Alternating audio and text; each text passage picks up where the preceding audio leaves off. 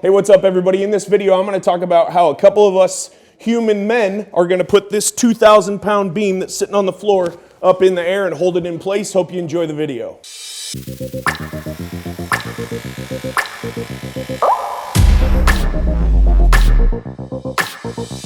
Here on the shores of Lake Grapevine, this is the collaboration project that I'm doing with Luke Anderson. We're converting this bungalow into a livable home. We're gonna flip it. I'm standing on top of a 2,000 pound beam. It's 8 inches tall. Why did we pull a 2,000 pound beam in here? Because we wanna open this entire room up. And starting right here and going this way, we used to have a beam that stuck down 20 inches. Now we're gonna have a beam that only sticks down 8 inches, so it opens up our headroom. This is what we removed.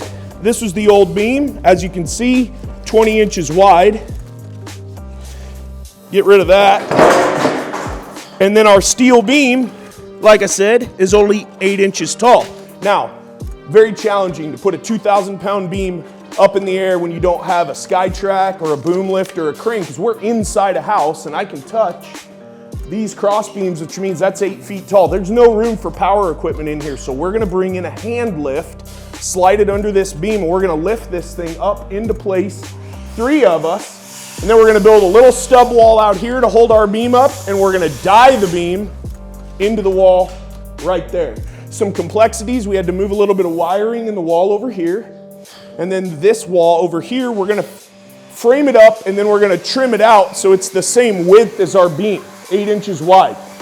The hardest part of this whole job is figuring out what type or what size of steel you need to use. I've got an engineering background, so if you have a similar project to this, hit me up, I'm happy to help.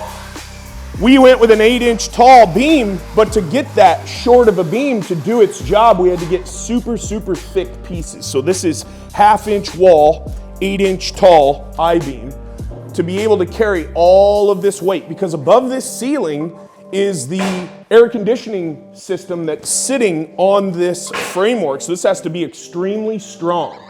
It's a challenge. Getting this thing in here was a bear. We had to come in through this door and then angle the beam, bring it all the way across, shoot it into that room, and then pivot it across and set it into place. Before we removed the old beam, which was sticking down 20 inches, and that wall, and this little L wall right here, we had to build these handy-dandy temporary walls. So this wall is designed to pick up all of this weight, and this one, obviously, picking up this weight. Why did we build 2 walls? You need one on the back side of the beam, one on the front side. Now we're gonna slide the beam into place now that we've done our demo and lift it up, but we don't want any of this to bow or collapse or fall in. So bracing it up with these temporary walls, we're gonna take all this lumber down and then reuse it in this remodel in other places where we're building walls. But these temporary walls are extremely important. The order with which you install the beam is also extremely important.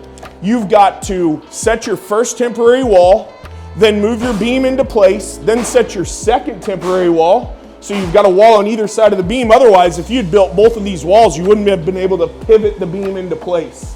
So kind of a painstaking project. You got to do it right the first time in order for it to work. But ultimately, what we're ending up doing is picking up 11 inches of headroom.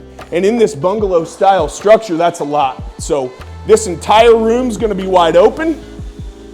You can see the before and the after in the architect's plans. We're just following through with that, opening this thing back up, and when we're done, we're gonna have a wide open floor plan. It's gonna be a beautiful finished product. Hope you enjoyed the video. Hit me up anytime on Instagram at JESS from the Northwest, or email me live at autographconstruction.com. We'll talk to y'all later.